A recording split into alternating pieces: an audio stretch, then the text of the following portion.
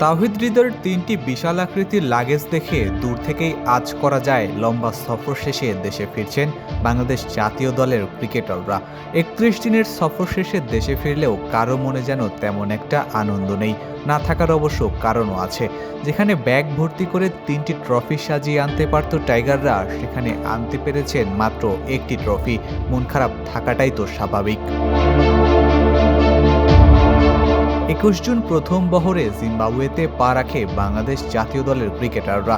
এরপর শুরু হয় পূর্ণাঙ্গ সিরিজ, যেখানে সবাই ভেবেছিল সাদা পোশাকে উঠতে থাকা বাংলাদেশ সহজেই জিম্বাবুয়েকে টেস্ট সিরিজ হারিয়ে দিবে।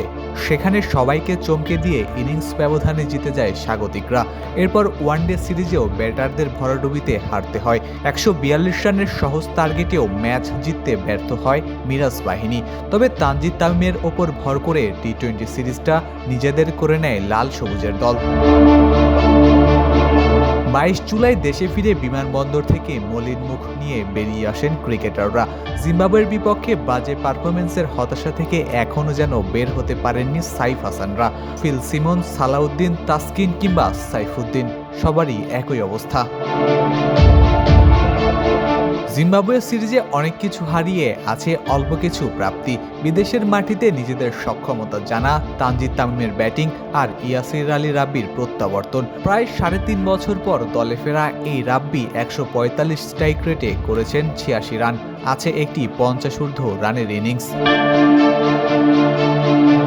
লম্বা সফর শেষে দেশে ফিরলেও খুব বেশি দিনের বিশ্রামের সুযোগ নেই টাইগারদের। সামনেই অজিদের বিপক্ষে মহাগুরুত্বপূর্ণ টেস্ট সিরিজ। এবার উড়াল দিতে হবে অস্ট্রেলিয়ায়।